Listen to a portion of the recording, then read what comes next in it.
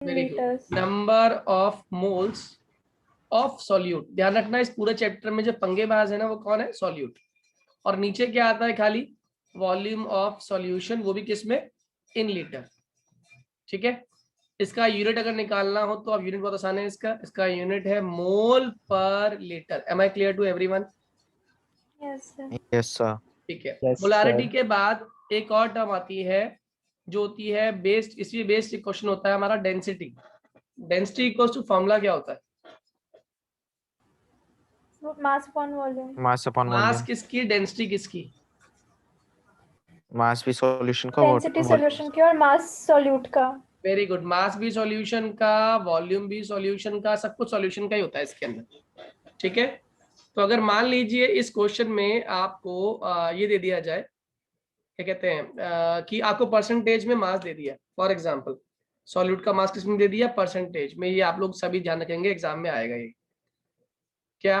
कि 40% of A forming aqueous solution, forming aqueous solution, और इसकी डेंसिटी दे दी आपको 10 ग्राम पर सेंटीमीटर क्यूब। आपसे पूछा कैलकुलेट मोलारिटी, निकाल पाओगे? Molarity Yes, capital M sir. होती है, याद रखना। तो इस केस में बस ध्यान रखना डेंसिटी दे रखी है आपको और मास कितना लोगे यहाँ पे? 100। 100 क्यों लोगे? क्योंकि परसेंटेज 40 कितनी होती है ग्राम मैक्सिमम? है. ये सॉल्यूट की परसेंटेज है। सॉल्वेंट कितना हुआ? 60। 40 प्लस 60 कितना हो गया? 100। इस केस में जो मास लिया जाएगा वो किस में निकल के आएगा? ग्राम में। और डेंसिटी किस में है? वो भी ग्राम पर सेंटीमीटर क्यूब में दी हुई है। तो यहाँ से आप क्या निकाल लोगे? वॉल्यूम, और वॉल्यूम निकल के आएगी आपकी ml में। Am I clear? 100/10 that is 10। ये क्या आ गई? आपकी वॉल्यूम निकल के आ गई। लेकिन ये किस में आई? ml में। तो उसको लीटर में कैसे कन्वर्ट करेंगे? 10/1000 that is equals to 1/100 that is equals to 0.01 litre. Clear है? तो डेंसिटी पता है आपको, और इस ए का तुम्हें मास गिवन होगा। गिवन मास मतलब इसका एटॉमिक मास दे देगा तुम्हें। Atomic mass for example assume कर लो आप, इसका एटॉमिक मास 40 ही है। तो आपसे पूछा गया मोलारिटी निकालो, निकाल पाओगे मोलारिटी आप इस क्वेश्चन के अंदर? सबसे पहली चीज आप क्या निकाल लोगे? नंबर ऑफ मोल्स निकाल लोगे ए के। Number of moles of A would be equal to given mass upon 1. Molecular mass. Given mass कितना है? 40, और इसका एटॉमिक मास कितना है? 40। 40/40 इज 1। और वॉल्यूम आप निकाल ही चुके हो, कितनी है वॉल्यूम इसकी? 0.01। पुट कर दो फॉर्मूले में, it would be 1/0.01 that is equals to 100 mole per litre. कितने लोगों को मेरी बात समझ आ गई? एम आई Yes, क्लियर? sir. मेरी Yes, बात समझ आ sir. गई? आ गई सर। क्लियर? ठीक है। इसके बाद सुनिए नेक्स्ट। अच्छा, अब आता है मोलारिटी के बाद एक और क्वेश्चन आता है जिसको हम लोग बोलते हैं मोलालिटी। ये फॉर्मूला भी आप सभी याद होगा। बस फर्क क्या होता है? मोलालिटी में हम क्या लगते हैं ऊपर? ऊपर तो वही आता है, नंबर ऑफ नीचे weight of solvent. Solute, number of moles of solute upon नीचे क्या आता है? Weight Weight of of solvent in solvent kg. In kg. Weight of solvent in kg. Am I clear? Number of moles of solute upon weight of solvent in kg. अब एक question और आपका 1 mark के लिए आता है, वो भी आप लोग पक्का कर लेना। वो कहता है इन दोनों में से कौन सी टर्म रिलायबल है? तो ध्यान रखना, जो कैपिटल एम होती है वो रिलायबल नहीं होती है।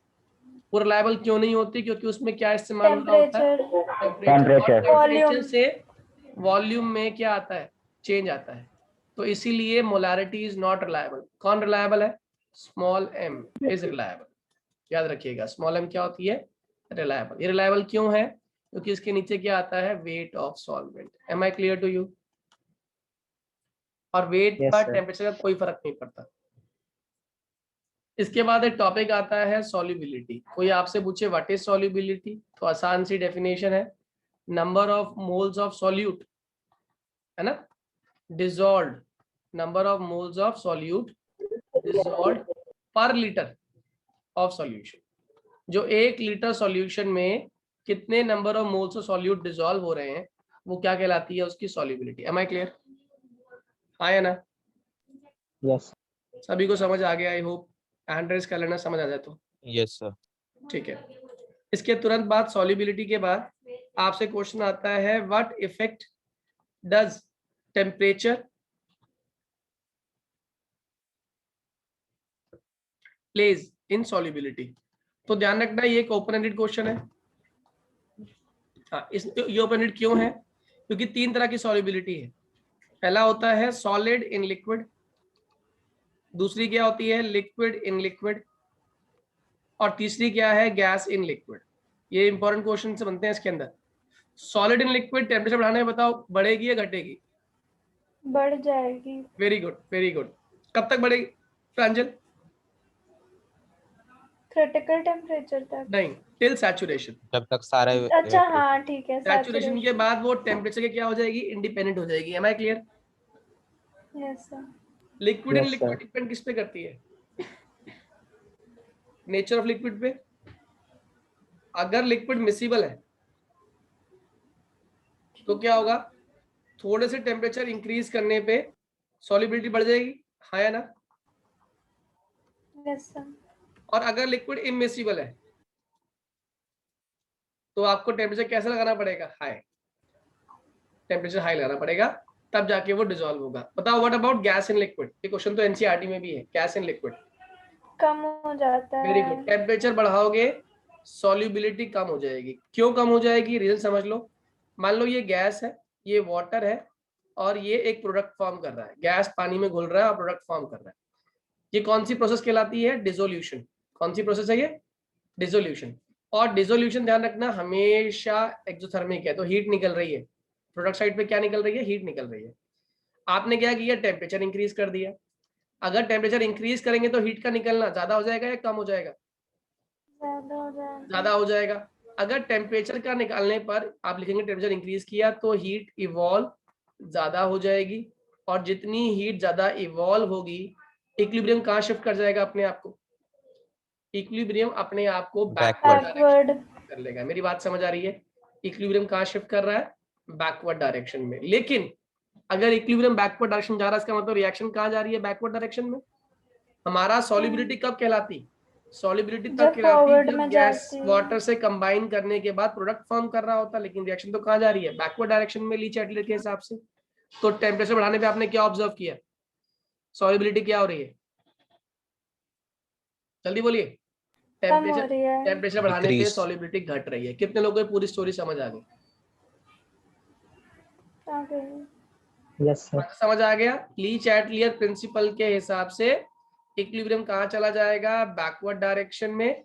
और अगर ये बैकवर्ड डायरेक्शन में जा रहा है तो इसका मतलब सॉल्युबिलिटी कम होती जा रही है।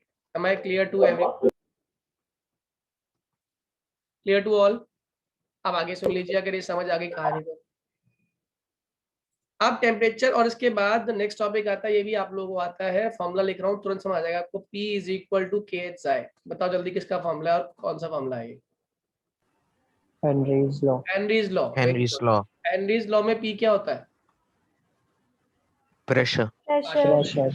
वो कहता है अगर टेम्परेचर और प्रेशर कांस्टेंट रख दे तो अमाउंट ऑफ गैस जो डिसॉल्व हो रहा है, dissolve in liquid, is directly proportional to partial pressure या फिर प्रेशर अप्लाइड। मेरी बात समझ आ रही है? हाँ या ना? Yes, sir. अगर यहां से कंपेयर करूं तो बताओ फॉर्मूला क्या निकल के आएगा? यही P is directly proportional to mole fraction that is Xi। और जैसे ही हटेगा ये तो क्या फॉर्मूला निकल आएगा? P is equal to KHI। इसके 3 एप्लीकेशन पढ़े थे हम लोगों ने। कौन बताएगा बच्चा? तीनों एप्लीकेशन कौन कौन से हैं? आरुष कौन कौन से एप्लीकेशन होते हैं? Carbonated drinks sir carbonated. Scuba diver Scuba और माउंटेन में divers. गैस सिलेंडर से यानी होते कि हैं। पहला तो हो गया बेवरेजेस या फिर carbonated drinks. Am I clear? Yes sir. Yes, sir. दूसरा क्या है आपका? Scuba diver. Scuba divers. Scuba diver के सिलेंडर में क्या क्या होता है? हीलियम Helium, और nitrogen, ऑक्सीजन। and oxygen. बताओ फंक्शन बोलो हर एक का। सर नाइट्रोजन बेंड्स कर देता है इसलिए हीलियम डालते हैं ताकि डिसॉल्व ना हो। ऑक्सीजन के साथ नाइट्रोजन की जरूरत क्यों पड़ी? सर क्योंकि ज्यादा ऑक्सीजन भी लीथल है। ऑक्सीजन लिक्विफाई हो जाती है ना हाई प्रेशर पे। जब डेप्थ में जाओगे तो ऑक्सीजन क्या हो जाएगी? हाँ liquefy हो तो जाएगी। लिक्विफाई हो तो जाएगी। इसलिए आपने क्या डाला उसके अंदर? नाइट्रोजन, ताकि वो उसे क्या ना होने दे? लिक्विफाई ना होने दे। लिक्विफाई। लिक्विफाई ना और हो। नाइट्रोजन के साथ हीलियम क्यों डाली गई? सर नाइट्रोजन की वजह से क्या नाम है बेंच की बीमारी मतलब हो बहुत जाती है। बढ़िया। एक्चुअली में नाइट्रोजन जो है हाई प्रेशर पे ब्लड में डिसॉल्व हो जाती है, लेकिन इसका मतलब कब होगी डिसॉल्व? जब आप डेप्थ में जाओगे। लेकिन जैसे ही आप बाहर निकलने की कोशिश करोगे, डेप्थ से ऊपर आओगे, तो जो नाइट्रोजन डिसॉल्व हुई थी वो कहाँ हुई थी? हाई प्रेशर पे। लेकिन ऊपर तो प्रेशर लो है, तो प्रेशर लो होगा तो नाइट्रोजन एस्केप करने की कोशिश करेगा, लेकिन एस्केप वो कहाँ फंस चुका है? नाइट्रोजन वो ब्लड में फंस चुका ब्लड है। वेसल्स में। तो ऑब्वियस सी बात है, जब ब्लड से बाहर निकलेगा तो बहुत पेनफुल एक्सपीरियंस होगा, इसी को बोलते हैं बेंड्स। इसीलिए नाइट्रोजन ब्लड में डिसॉल्व ना हो, इसलिए हम क्या डालते हैं उसके अंदर? उसमें हम डाल देते हैं helium. Am I clear? Yes sir. सभी को समझ आ गया? तीसरा है हमारा एनॉक्सिया, माउंटेन क्लाइंबर्स। याद है आप लोगों को क्या कहानी थी माउंटेन क्लाइंबर्स वाली? माउंटेन क्लाइंबर्स के ऊपर को क्या हो प्रेशर जाती है? कम हो हाई जाता ऑल्टीट्यूड है। पे जाते हैं, वेरी गुड, हाई ऑल्टीट्यूड पे जाते हैं तो इनको ऑक्सीजन का लेवल कम मिलता है, लो ऑक्सीजन लेवल होता है। अगर ऑक्सीजन का लेवल कम होगा तो याद रखिएगा, जो ब्रेन होगा वो कैसा हो जाएगा? अनकॉन्शियस हो जाएगा। और अगर ब्रेन अनकॉन्शियस हो रहा है तो इस बीमारी को हम लोग क्या बोल देते हैं? एनॉक्सिया। इसलिए माउंटेन क्लाइंबर्स को भी क्या कैरी करना जरूरी है? ऑक्सीजन ऑक्सीजन सिलेंडर कैरी करना जरूरी है।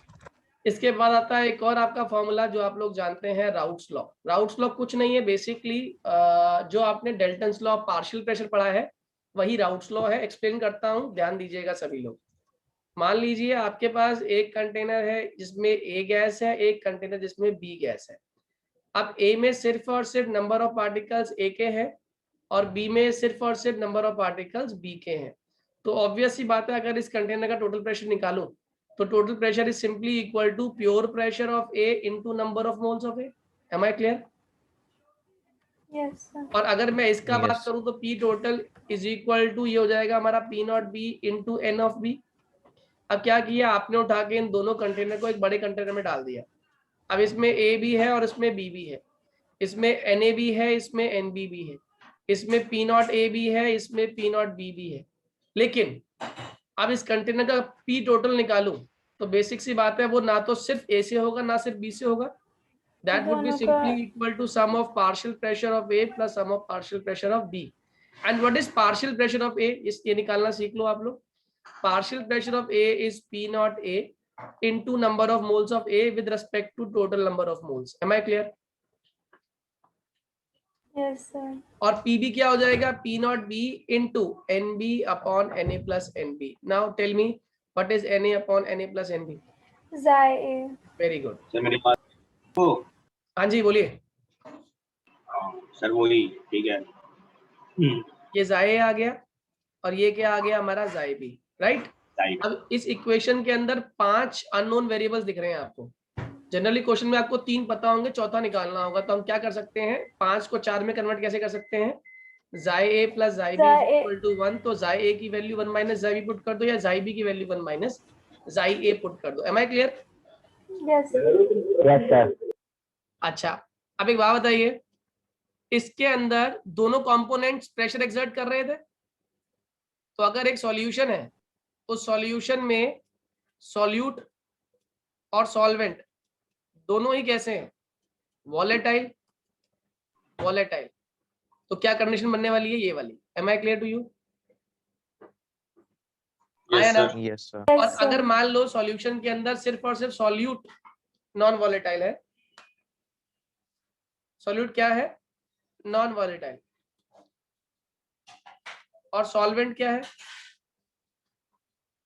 वॉलेटाइल। तो इस केस में क्या होगा? जो प्रेशर होगा that is P total is simply equal to P not of solvent into mole fraction of solvent. कितने लोगों को बात समझ आ रही है? आ गई। इसमें कौन गई, पार्टिसिपेट नहीं करने वाला? Non volatile. Very good. Non-volatile. बस यही आपका जो है लॉ कहलाता है वॉलेटाइल सॉल्वेंट और नॉन वॉलेटाइल के लिए। Am I clear to you now? Yes. अच्छा, अब आगे सुनिएगा। कहते हैं कि why Henry law is a special case of Raoult's law, या why Raoult's law is a special case of Henry law. मतलब कुछ भी पूछ सकता है आपसे। वो क्या आंसर लिख कर आओगे? Because both depends on mole fraction. क्या?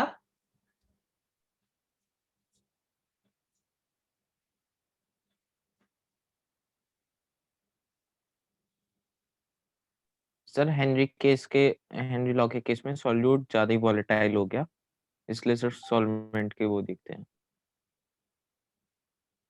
और कोई बच्चा?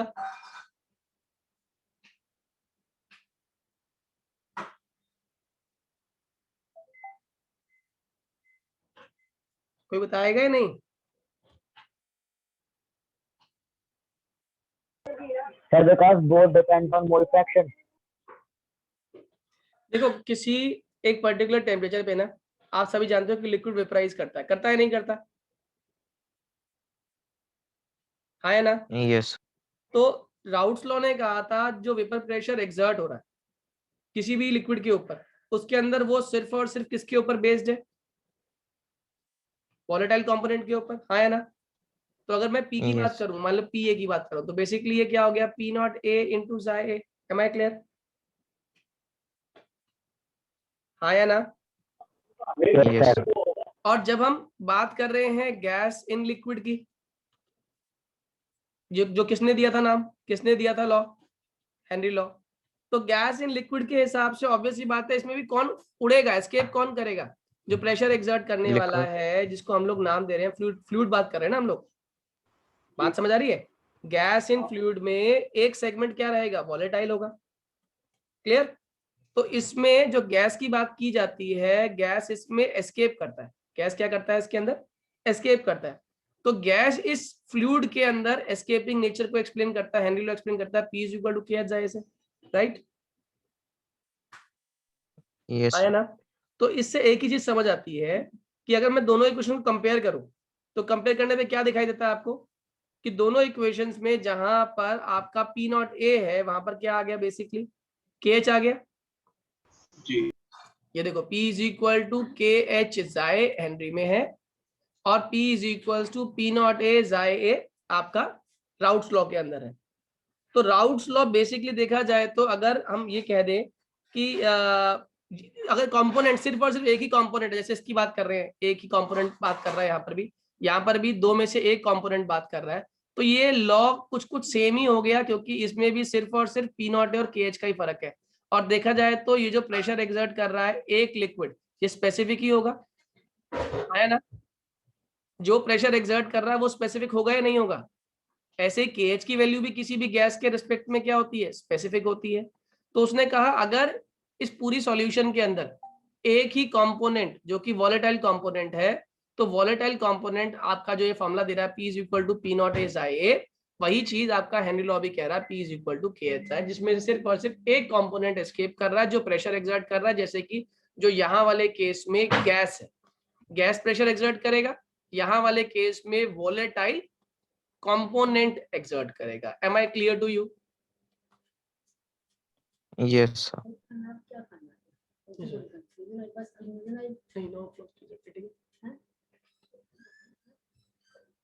अच्छा चलिए आगे की बात करते हैं। ये क्लियर हो गया सभी को? राउट्स लॉ क्यों स्पेशल केस है, क्लियर हुआ? हाँ या ना? जल्दी बोलिए बच्चों, हाँ या ना? इज इट क्लियर और not? Should I explain once again? बोलोगे तो समझाऊंगा, वरना आगे बढ़ रहा हूं। ठीक है आगे बढ़ते हैं। सर एक और बार बता दीजिए। देखो कुछ भी नहीं है, मैंने कहा आपके पास जो राउट्स लॉ था वो कहता था P total is equals to P not A जाई A plus P not B जाई B। मैंने कह दिया भाई ये कंपोनेंट नॉन वॉलेटाइल है, तो ऑब्वियस सी बात है अगर नॉन वॉलेटाइल है तो P total would be simply equal to what? P not A जाई A। यानी कि Raoult's law special case Henry law कब बनता है? जब सिर्फ और सिर्फ एक कंपोनेंट वॉलेटाइल हो। कौन सा कंपोनेंट वॉलेटाइल हो? एक कंपोनेंट वॉलेटाइल हो, क्योंकि हेनरी लॉ के अंदर भी क्या है? P इज इक्वल टू के एच जाए, और KH क्या होता है? किसी गैस का, इस पर्टिकुलर गैस की हम बात कर रहे हैं, उसका कांस्टेंट। जाई भी क्या है? मोल फ्रैक्शन ऑफ उस पर्टिकुलर गैस की जिसकी हम बात कर रहे हैं। तो देखो ना यहाँ पर भी प्रेशर कौन लगा रहा है? वो पर्टिकुलर कंपोनेंट। मोल फ्रैक्शन भी किसी का? उसी पर्टिकुलर कंपोनेंट का। मैं बात समझ आ गई? Yes sir. ठीक है। इसके तुरंत बाद राउट्स लॉ को जो ओबे करता है, ये भी हम सभी जानते हैं, दो तरह की सॉल्यूशंस है, एक होती है आइडियल और एक होती है नॉन आइडियल। आपको पूछे आइडियल क्या है? जो ओबे करती है किसको? राउट्स लॉ को। ठीक है, इसकी कंडीशन है 3, डेल्टा V0, डेल्टा H0, और ये भी कहता है कि P total is equals to आपके प्रेशर ऑफ A और is equals to pressure of B, यानी कि P नॉट A जाए A के बराबर भी है ये, और P नॉट B जाए B के बराबर भी है। क्या आपका P total? Am I clear? ये भी तो होता है शायद कि ए बी इंटरेक्शन ए और बी के वो आगे almost आएगा। equal रहता है। वो हाँ, इसमें मतलब ये मान सकते हैं कि वो जो डेविएशंस में आता इंटरेक्शन है। है, ए और बी इसलिए इंटरेक्शन है, वो एग्जैक्टली सेम है ए बी इंटरेक्शन के बराबर, सेम। मेरी बात समझ आ रही है? ए बी के बराबर है, लेकिन असल में ऐसा होना पॉसिबल नहीं है, क्योंकि कोई भी सॉल्यूशन ऐसी नहीं है जिसमें सॉल्यूट सॉल्वेंट के घुलने के बाद भी डेल्टा बी में कोई बदलाव ना आए। डेल्टा एच एंथैल्पी चेंज है, यानी कि एनर्जी चेंज है, यानी कि कोई भी हीट में बदलाव ही नहीं आ रहा। जितना रिएक्टेंट में हीट एब्जॉर्ब या इवॉल्व हो रही है, एग्जैक्टली उतनी ही प्रोडक्ट में बन रही है। No, not at all possible. इसलिए ये एक हाइपोथेटिकल कंडीशन है। इसको ठीक करने के लिए कौन आया? Non ideal. उसने कहा दो तरह की डेविएशन है, एक पॉजिटिव और एक क्या होती है? नेगेटिव। पॉजिटिव में आपको हिंट दिया था मैंने, एक्सपेक्टेड ज्यादा। क्या एक्सपेक्टेड ज्यादा? मान लो आपके पास डेल्टा बेसिकली किसको रिप्रेजेंट कर रहा है? सॉल्यूट को। और एक हो गया आपका बी, जो क्या रिप्रेजेंट कर रहा है? आपके सॉल्वेंट। तो आपने कहा initially solute interaction, solvent interaction कैसी है अपने आप में? ये कैसी है? स्ट्रॉन्ग। ये स्ट्रॉन्ग। लेकिन जैसे ही ए बी इंटरेक्शन बनती है, ए बी इंटरेक्शन, ये कैसी है? ये वीक है। तो पार्टिकल्स फ्री हो गए। पार्टिकल्स क्या हो गए?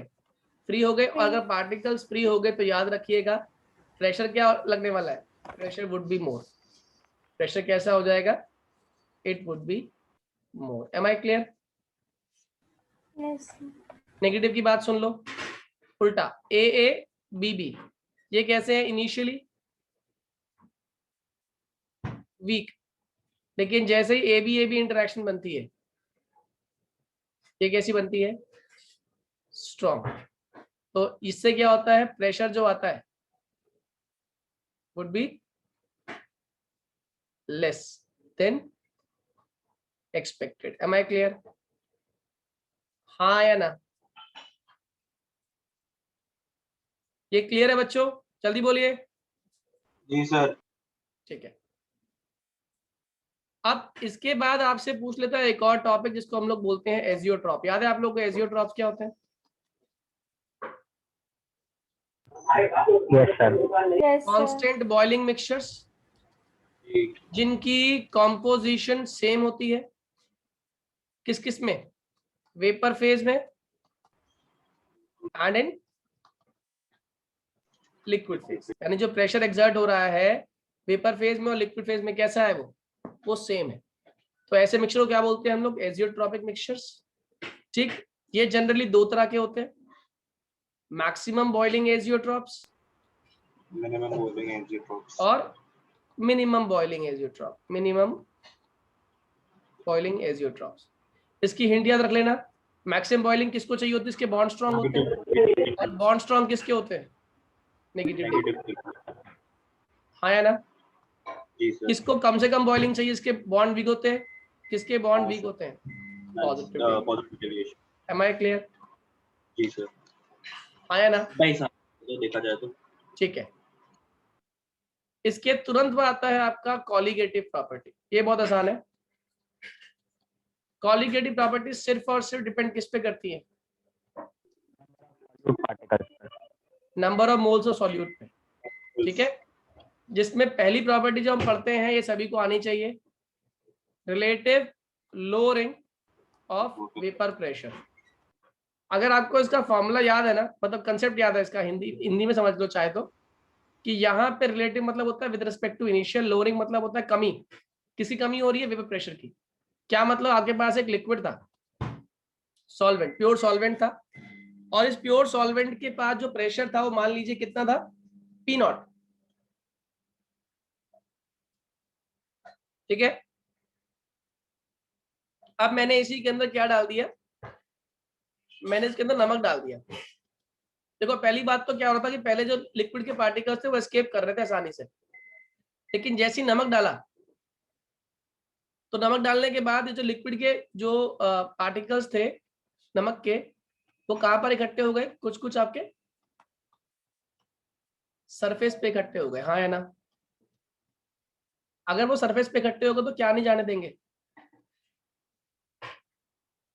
जो लिक्विड आसानी से पहले एस्केप कर रहा था उसको जाने देंगे या नहीं जाने देंगे? नहीं जाने देंगे। ये P सॉल्यूशन है और ये P नॉट किसका है, प्योर सॉल्वेंट का है। तो मेरे क्वेश्चन का जवाब दो, कौन बड़ा है, P नॉट बड़ा है, P सॉल्वेंट बड़ा है?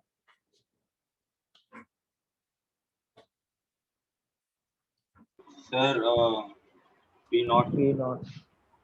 कितने लोगों को बात समझ आ रही है? हाँ सर। मेरे क्वेश्चन का जवाब देना, ये P सॉल्यूशन कम क्यों हो गया?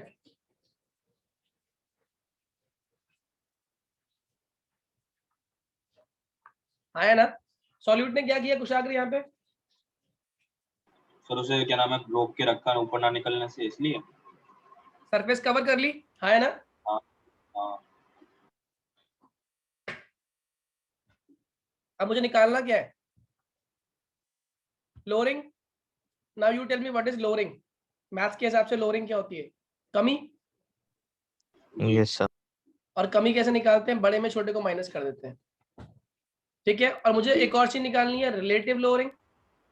रिलेटिव मतलब with respect to initial. P not ये सब जो लोअरिंग हुई ये करवाई किसने, पार्शियल प्रेशर। किसने सॉल्यूट करवाई में। है? हाँ sir. Moles of solute. Solute ने, एम आई राइट? तो अगर मैं लिख दूं P not minus P S upon P not equals to जाय ऑफ सॉल्यूट, गलत है सही है?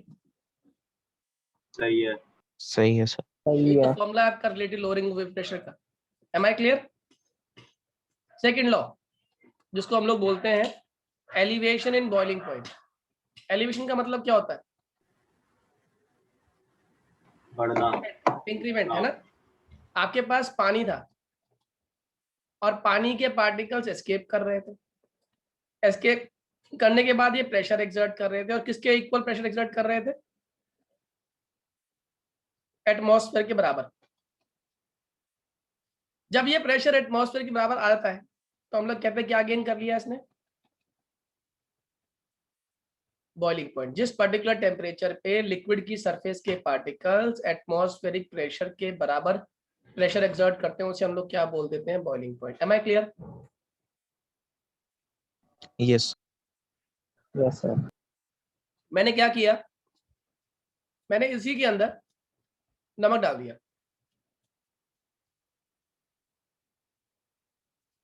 पहले क्या था, ये आसानी से एस्केप कर रहा था, मतलब 100 डिग्री सेल्सियस पे आसानी से एस्केप कर रहा था और उतना प्रेशर एक्सर्ट कर रहा था जितना कि एटमॉस्फेरिक प्रेशर के बराबर है।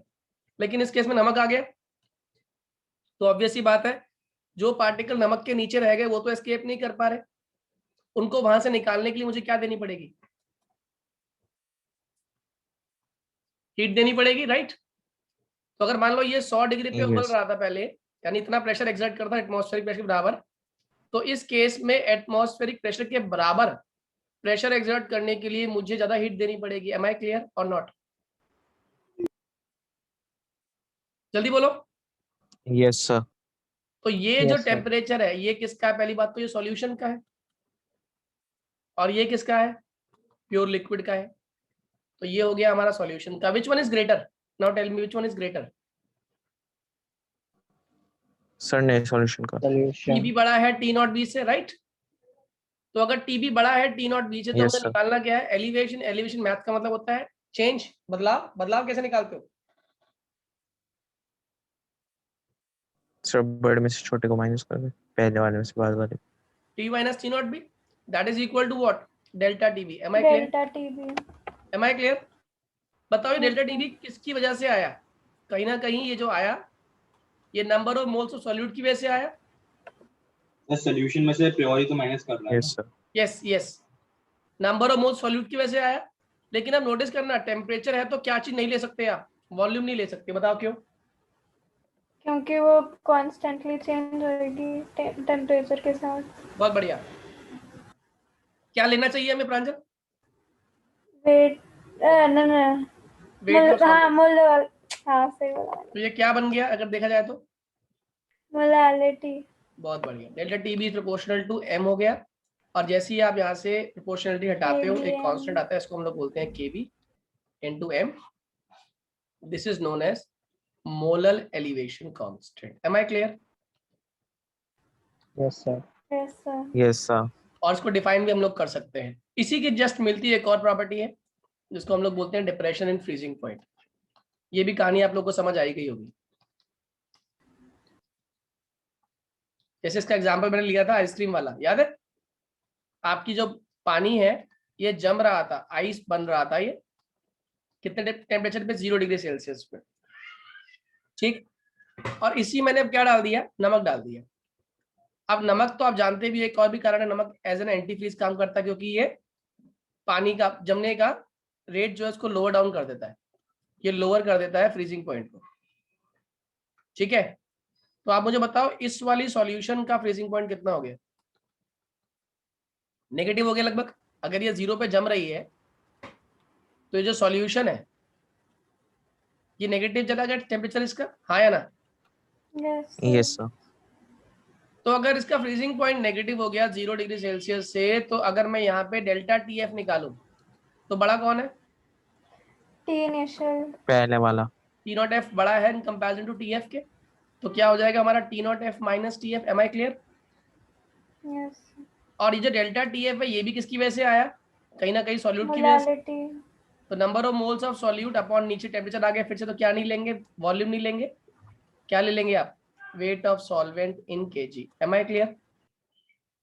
यस Yes, जैसे sir. ही हटाओगे प्रोपोर्शनलिटी फॉर्मूला क्या आ जाएगा? Delta TF is equals to KF into m। Am I clear to you? Yes, sir. और अगर ये समझ आ गया तो 1 मार्क क्वेश्चन आता है जो आपके एग्जाम में आपको आना चाहिए। एंटी फ्रीज क्या होता है? जो क्या कर देता है? लोअर डाउन कर देता है फ्रीजिंग किसको? पॉइंट लोअर कर देता है। Lower down the freezing point, है ना। एग्जाम्पल NaCl, ये डालते हैं कहाँ पे डाल देते हैं? जिन कंट्रीज में स्नोफॉल हो रहा होता है उसमें हम सलाइन वाटर का स्प्रे कर देते हैं। दूसरा सॉल्ट सर, एक कौन सा था वो? एथाइलिन ग्लाइकोल, इसे किस में डालते हैं? कार के फ्यूल में डाल देते हैं, क्योंकि ये कार के फ्यूल को जमने नहीं देता। एक और एग्जांपल, अल्कोहल डाल देते हैं हम लोग। ये अल्कोहल पिला भी देते हैं, ब्रांडी पिलाते हैं। क्यों पिलाते हैं? क्योंकि वो एज एन राहत के लिए। होती है। जी बोलिए। सर मैं कह रहा था कि वो भी तो सॉल्ट भी तो होता था, कौन सा होता था जो हम स्नो पे डाल देते हैं? NaCl, नमक, नमक, सिंपल नमक। ठीक है, ठीक है। Sir, alcohol कैसा एंटी फ्रीज है? अल्कोहल आपको पता होगा ब्रांडी दी जाती है बच्चों को और बुजुर्गों को, है ना। तो कब दी जाती है? जब खांसी हो रही होती है काफी उनको। तो बेसिकली ये जो ब्रांडी होती है ये क्या कर रही है? आपकी बॉडी में जाके जो चेस्ट में कफ इकट्ठी हो रही है उस कफ के टेम्परेचर को लोअर डाउन कर देती है, जिसकी वजह से वो कफ जमती नहीं है, और जमती नहीं है या उसका टेम्परेचर लोअर डाउन हो गया तो इतना टेम्परेचर रूम का होता नहीं और आदमी को आसानी से नींद पूरी अच्छे से आ जाती है, ठीक है। इसीलिए जितने भी कफ सिरप होते हैं ना उसमें अल्कोहल डाला होता है। कारण क्या है?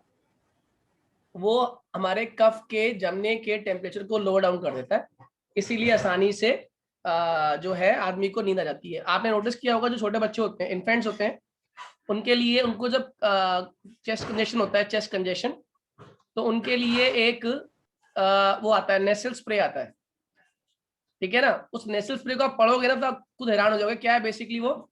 Nasal spray is basically saline water. क्या है ये? Saline water. अब क्यों डाल रहे हैं नाक में बच्चे के नमकीन पानी? क्योंकि वो जो सलाइन वाटर है वो जमी हुई चेस्ट में जो कफ है उसके टेम्परेचर को लोअर डाउन कर देगा, जिसकी वजह से आसानी से जो बच्चा है वो सो पाएगा। Am I clear? Yes sir.